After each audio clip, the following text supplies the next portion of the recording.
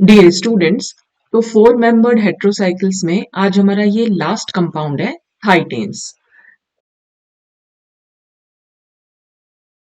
अब ये सामने यहाँ बनी रखा है। इसमें फोर मेंबर्ड ये सैचुरेटेड हेट्रोसाइकिल्स है। हेट्रोसाइकिल्स जो होते हैं उनमें जिनमें सल्फर होता है एज हेट्रोएटम, उनको हम बोल देते हैं थाइटेन। तो ये फोर मेंबर्ड रिंग होगी जिसमें सल्फर आपका एज अ हेट्रोएटम यूज होगा, तो इसको हम थाइटेन बोल देते हैं। अब इन्हीं के हम आज सिंथेसिस और रिएक्शंस के बारे में पढ़ने जा रहे हैं। तो सबसे पहले सिंथेसिस है। सिंथेसिस में पहली वाली रिएक्शन आ रही है इंट्रामोलिकुलर साइक्लाइजेशन रिएक्शन।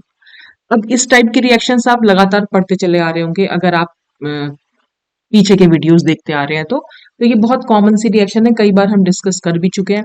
तो अब देख ले रहे हैं इसमें क्या हो रहा है कि ये 1,3 डाई हेलो एल्केन्स, तो ये मैं कई बार बता भी चुकी हूँ। इसको हम 1,3 डाई हेलो एल्केन्स कैसे बोल रहे हैं, ये 1, ये 2 और ये 3।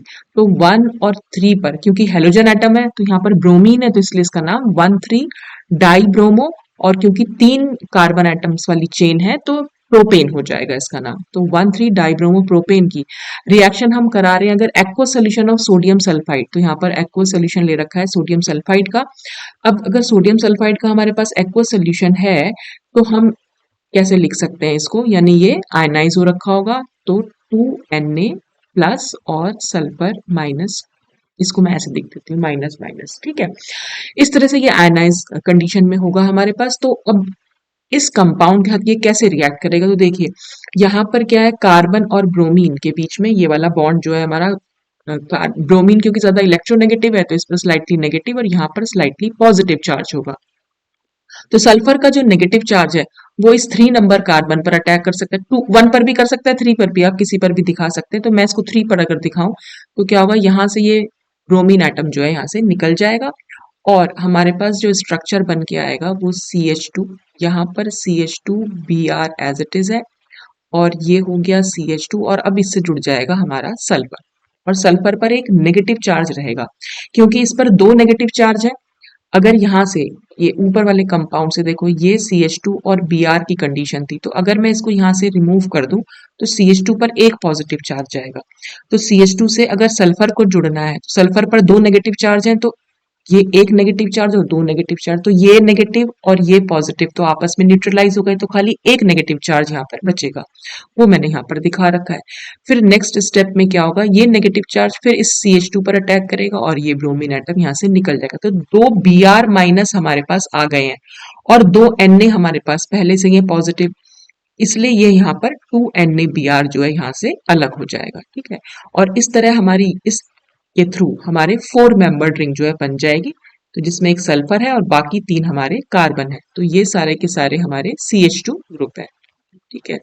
तो इस तरह से हमारी रिएक्शन होगी। तो इंट्रामोलिकुलर, एक ही मॉलिक्यूल में साइक्लाइजेशन हुआ, इसलिए हम इसको इंट्रामोलिकुलर साइक्लाइजेशन रिएक्शन बोल रहे हैं। नंबर सेकंड रिएक्शन आएगी फ्रॉम क्लोरोमिथाइल ऑक्सीरेन्स। अब क्लोरोमिथाइल ऑक्सीरेन में क्या होगा, सबसे पहले यहाँ पर क्लोरोमिथाइल ऑक्सीरेन का जो ये जो रिएक्शन, सॉरी, जो कंपाउंड दे रखा है, एक्सक्यूज मी, क्लोरोमिथाइल ऑक्सीरेन से मतलब यहाँ है ऑक्सीरेन रिंग क्या होती है, 3 मेंबर्ड रिंग जिसमें ऑक्सीजन एज हेट्रोएटम है।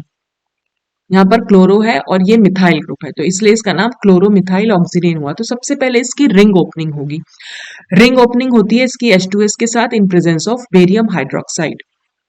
H2S कैसे अटैक कर रहा है इस पर, तो H2S को मैं ऐसे लिख सकती हूँ H प्लस और SH माइनस, ठीक है।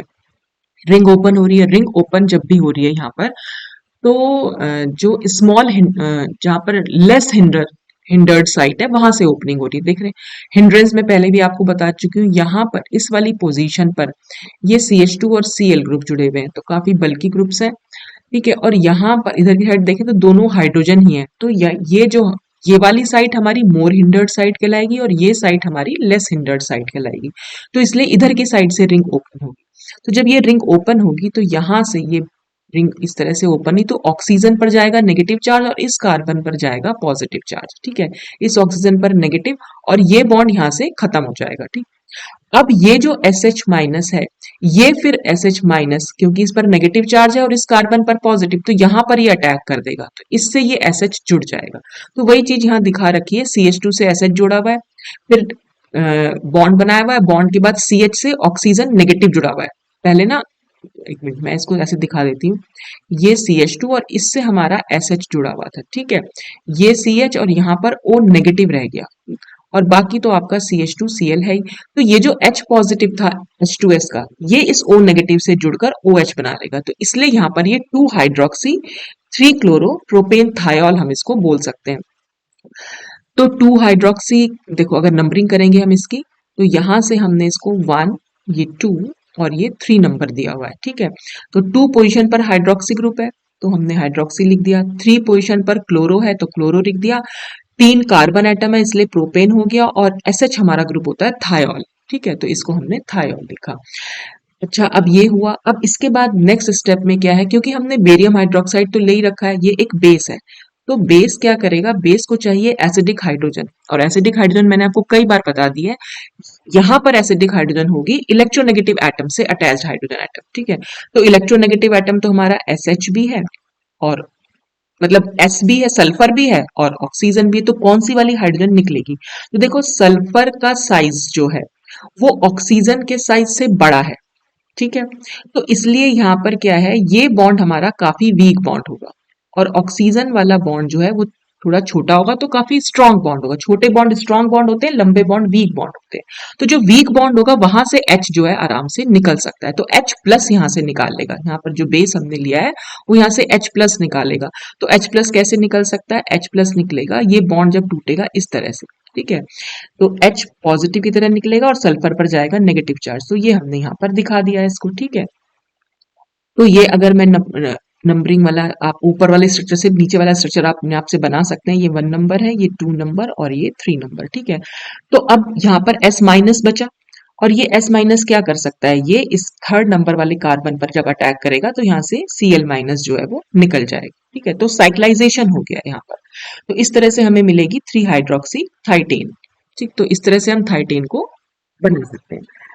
नेक्स्ट है फ्रॉम क्लोरोमिथाइल थायरीन, बिल्कुल पहले वाली रिएक्शन की तरह ही है, सेम वही रिएक्शन है, लेकिन बस इसमें रिंग ओपनिंग जो है वो मोर हिंडर्ड साइड से हुई है। देखो बेटा, इसमें क्या हुआ है, मैकेनिज्म देखो हम अपने आप से बनाते हैं, ठीक है। प्रोडक्ट हमें पहले मिलता है, प्रोडक्ट में हमें 4 मेंबर्ड सल्फर रिंग मिल रही है, ठीक है। अगर हम इसको यहां से तोड़ेंगे तो क्या हो जाएगा, ये CH2 होगा, ये CH, यहां पर सल्फर नेगेटिव है, ठीक है, और ये CH2 और ये Cl, तो सल्फर नेगेटिव अब यहां पर अटैक करेगा और ये रिंग, तो यहां पर फिर से वही 3 मेंबर्ड रिंग मिल जाएगी। तो हमें चाहिए यहाँ 4 मेंबर, तो इस वजह से इसकी जो रिंग ओपनिंग है वो हमने अदर साइड से कराई है, ठीक है। तो इसके लिए बहुत ज्यादा कंफ्यूज मत होना कि यहाँ पर मोर हिंडर्ड साइड से क्यों हुई है, तो ये रिंग ओपनिंग इधर से होगी, ठीक। जब ये रिंग ओपनिंग इधर से होगी तो इस वाले कार्बन पर पॉजिटिव चार्ज आएगा और सल्फर पर हमारा नेगेटिव चार्ज आएगा, और ये OH माइनस अब इस CH से जुड़ जाएगा। सेम वही कंपाउंड बना जो हमारा पहले बना था, ठीक है, और सेम वही रिएक्शन हुई। ये सल्फर अब यहाँ पर अटैक कर रहा है CH2 पर, और ये Cl जो है यहाँ से निकल जा रहा है। तो साइक्लाइजेशन हुआ, 3 हाइड्रोक्सी थाइटेन यहाँ पर फॉर्म हुआ। तो ये रिएक्शन थी फ्रॉम क्लोरोमिथाइल थायरेन से कैसे बन सकता है, ठीक। फिर नेक्स्ट है फ्रॉम साइक्लिक कार्बोनेट, तो साइक्लिक कार्बोनेट हमारा ये है, ठीक। इसको हम 1,3 डाईऑक्सन 2 ओन्स भी बोल सकते हैं। तो देखो अगर मैं नंबरिंग करूं 1, ये 2, ये 3, यहाँ पर 4 हो गया, और ये 5 और ये 6 तो है ही है। तो हम इसको 1,3 डाईऑक्सन और 2 पे, क्योंकि कीटोनिक ग्रुप है तो इसको ओन बोल देते हैं, तो 1,3 डाईऑक्सन 2 ओन्स बोल सकते हैं in presence of thiocyanate ion. ये हमारे होते हैं थायोसाइनेट आयन, और टेम्परेचर हमने ले रखा है 170 टू 210 डिग्री सेंटीग्रेड।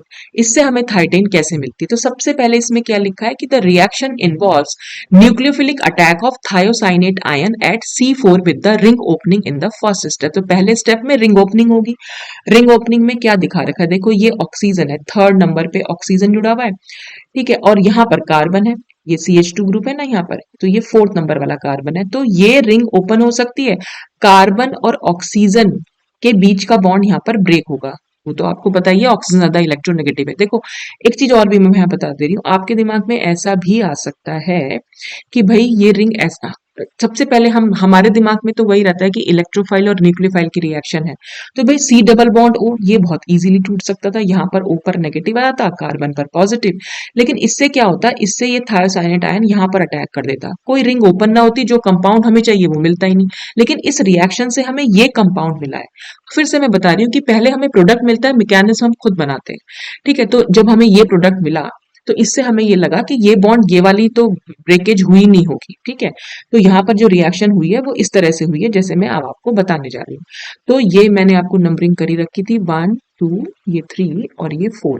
तो यहाँ पर कार्बन है, ये कार्बन और ऑक्सीजन का बॉन्ड, क्योंकि ऑक्सीजन पर स्लाइटली नेगेटिव है, यहाँ पर स्लाइटली पॉजिटिव, तो ये बॉन्ड इस तरह से टूट सकता है। जैसे ये बॉन्ड यहाँ टूटेगा तो क्या होगा, कार्बन पर पॉजिटिव चार्ज चला जाएगा और ऑक्सीजन पर नेगेटिव, और ये जो नेगेटिव आयन है यानी थायोसाइनेट यानी जो एज ए न्यूक्लियोफाइल काम कर रहे हैं वो यहाँ पर अटैक कर देंगे। तो इससे यहाँ पर इस पोजीशन पर ये जुड़ के आ गया। तो ये हमारा वही 4th नंबर वाला कार्बन था। ठीक है, अब इससे ये थायोसाइनेट आयन जुड़ गए हैं, और जब हमने ये बॉन्ड ऐसे मूव कराया तो ऑक्सीजन पर नेगेटिव चार्ज गया, ये नेगेटिव चार्ज हमने यहाँ दिखा रखा है। अब इसके बाद इसमें से CO2 निकलेगी, वो कैसे निकल सकती है, ये नेगेटिव चार्ज यहाँ डबल बॉन्ड बनाएगा। तो जब ये डबल बॉन्ड बना लेगा तो देखो आप इस कार्बन की 5 वैलेंसी होगी, कार्बन की 5 वैलेंसी तो होती ही नहीं है, तो फिर क्या होगा, ये बॉन्ड इस तरह से शिफ्ट करेगा, तो ये बॉन्ड यहाँ से ब्रेक होगा एक्चुअली। ठीक है, तो इसलिए इस ऑक्सीजन पर जाएगा नेगेटिव चार्ज और CO2 यहाँ से निकल जाएगी पूरी की पूरी। ठीक है, तो CO2 यहाँ से निकली और ऑक्सीजन पर गया नेगेटिव चार्ज। अब ये ऑक्सीजन क्या कर सकता है, ऑक्सीजन को फिर से, क्योंकि नेगेटिव चार्ज है, उसे कहीं ना कहीं कोई पॉजिटिव चार्ज चाहिए, वो पॉजिटिव चार्ज हमें यहाँ दिखाई दे रहा है C ट्रिपल बॉन्ड N पर। ये पाई बॉन्ड जो है यहाँ पर मूव करेगा, नाइट्रोजन पर जाएगा, तो कार्बन पर आ जाएगा पॉजिटिव चार्ज और नाइट्रोजन पर जाएगा नेगेटिव चार्ज। तो ये ऑक्सीजन का नेगेटिव और कार्बन का पॉजिटिव आपस में मिल सकते हैं, वो मिल गए, और यहाँ पर डबल बॉन्ड रह गया, क्योंकि ट्रिपल बॉन्ड का ही एक बॉन्ड मूव किया था नाइट्रोजन पर जिसने नेगेटिव चार्ज बनाया। अब ये नेगेटिव चार्ज फिर से वापस आएगा, यानी कार्बन और नाइट्रोजन के बीच में फिर से ट्रिपल बॉन्ड बनेगा। तो देखो कार्बन के फिर से 5 बॉन्ड बन जा रहे हैं, अगर मैं इस बॉन्ड को यहाँ नेगेटिव चार्ज को शिफ्ट कर दूं तो फिर से कोई एक बॉन्ड टूटना होगा, या तो कार्बन ऑक्सीजन का या कार्बन सल्फर का। फिर से वही है कि ऑक्सीजन क्योंकि ज्यादा इलेक्ट्रोनेगेटिव है, ये इलेक्ट्रॉन पेयर को अपनी तरफ पुल करके रखेगी, तो ये कार्बन ऑक्सीजन बॉन्ड बहुत शॉर्ट बॉन्ड होता है, जबकि कार्बन सल्फर बॉन्ड काफी बड़ा बॉन्ड है। ठीक है, सल्फर की इलेक्ट्रोनेगेटिविटी भी कम है और सल्फर का साइज भी बहुत बड़ा है, तो जो वीक बॉन्ड होता है वो इजीली टूट सकता है। तो इसीलिए यहाँ पर कार्बन सल्फर का बॉन्ड जो है वो टूटता है। ठीक है, तो जैसे ये बॉन्ड नेगेटिव चार्ज यहाँ शिफ्ट होगा, ये बॉन्ड इस तरह से टूट जाएगा। जब ये बॉन्ड टूटेगा तो सल्फर पर जाएगा नेगेटिव चार्ज।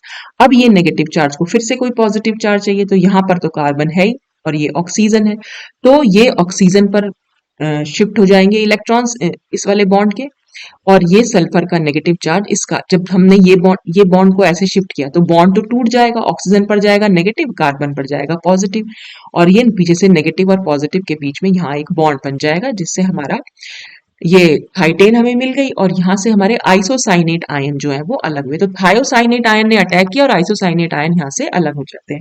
तो इस तरह से साइक्लिक कार्बोनेट का डिकम्पोजिशन हो गया, पूरे का पूरा साइक्लिक कार्बोनेट हमारा टूट गया, तो डिकम्पोज होकर वो ये थाइटेन रिंग यहाँ पर दे देता है। ठीक, अच्छा, फिर ये तो थी सिंथेसिस। अब हम देख लेते हैं इसकी केमिकल रिएक्शंस। तो केमिकल रिएक्शंस में सबसे पहले आएंगी रिंग ओपनिंग रिएक्शंस, और रिंग ओपनिंग रिएक्शंस के लिए मैं आपको कई बार ये पहले भी समझा चुकी हूँ कि ये जो हमारी 4 मेंबर्ड हेट्रोसाइकिल्स हैं ये काफी स्टेबल होते हैं, इसलिए ये लेस रिएक्टिव होते हैं। तो यही चीज यहाँ पर लिखी हुई भी है।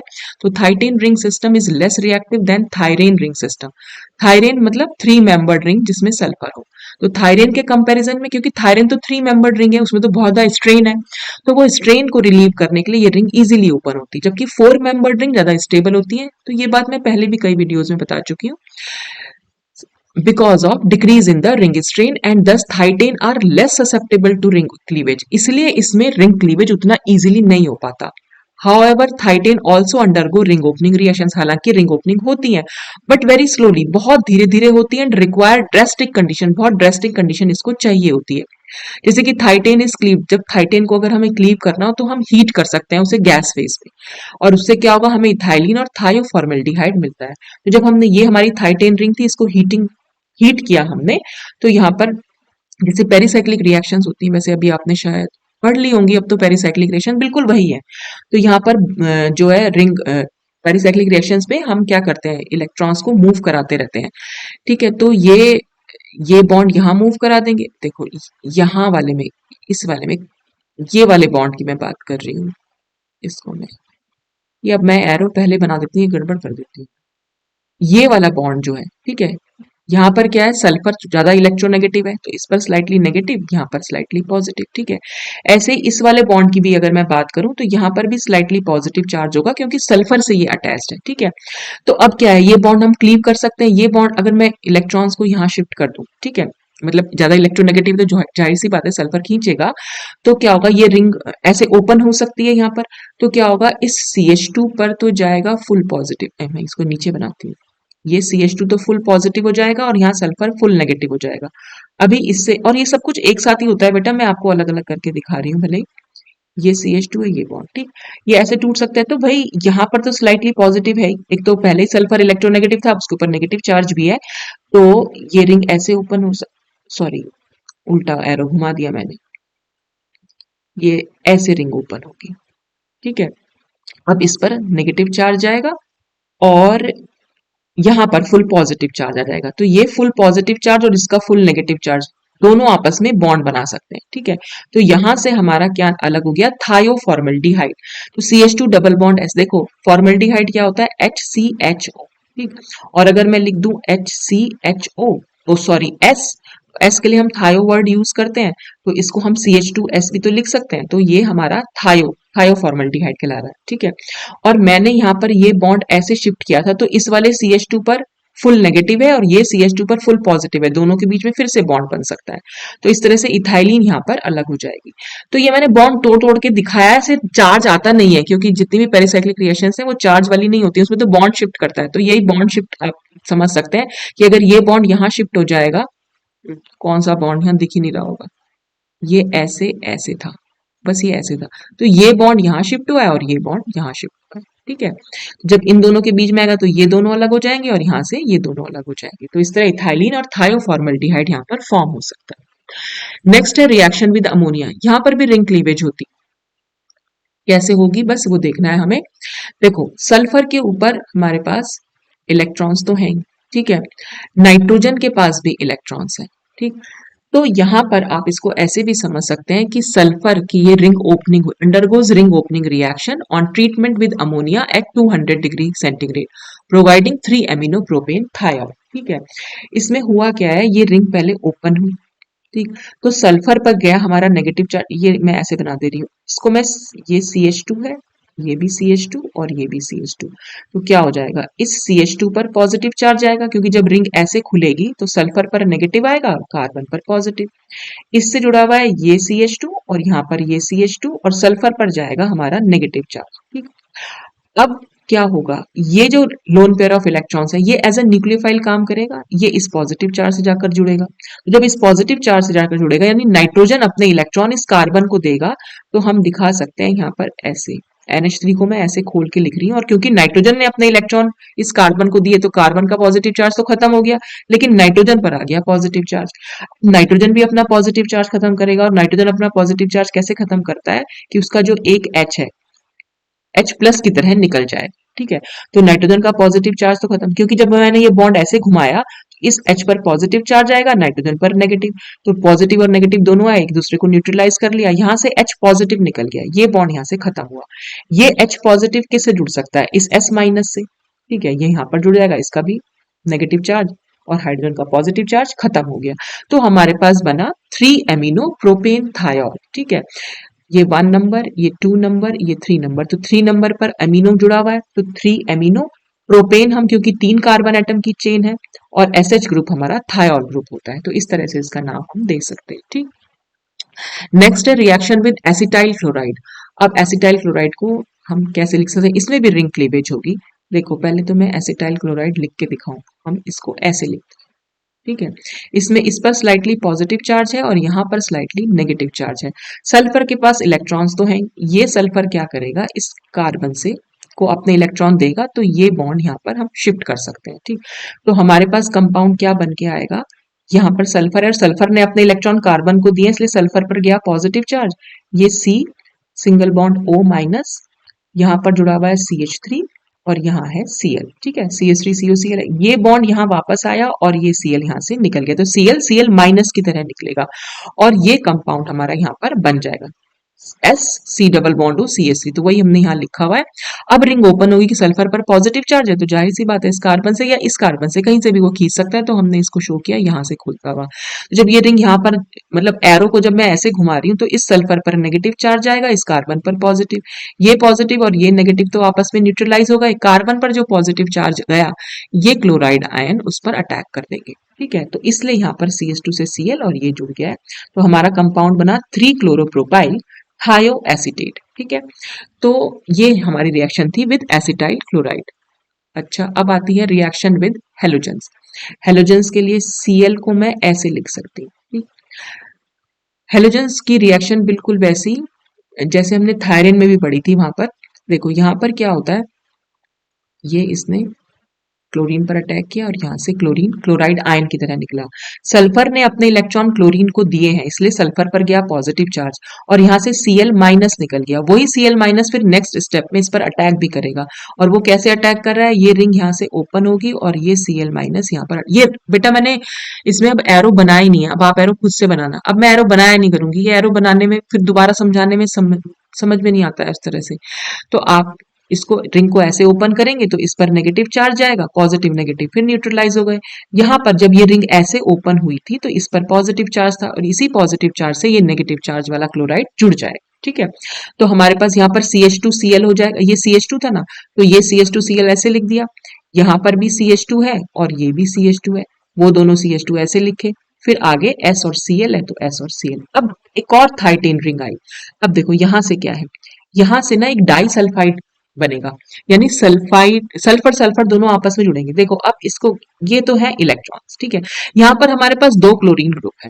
ठीक, ये दोनों क्लोरीन ग्रुप निकल सकते हैं वैसे तो कायदे में। ठीक है, यहाँ पर जो अटैक हुआ है ना वो इसने इस पर अटैक किया है और ये वाला क्लोरीन जो है निकला है। ठीक, तो आपके दिमाग में ऐसे भी आ सकता है, पता नहीं आपके दिमाग में आता भी है कि नहीं, मैं अपने आप ही समझती रहती हूँ, शायद बच्चे ऐसे सोच रहे होंगे, शायद ऐसे सोच रहे होंगे। तो देखो यहाँ जो अटैक आपको जो एरो बनाना है ना वो इस तरह से बनाना है, यहाँ पर इलेक्ट्रॉन्स दिखाना, ये दिखाना और ये ऐसे। ठीक है, तो यहाँ से Cl माइनस निकला है, ये Cl माइनस यहाँ से निकल जाता है।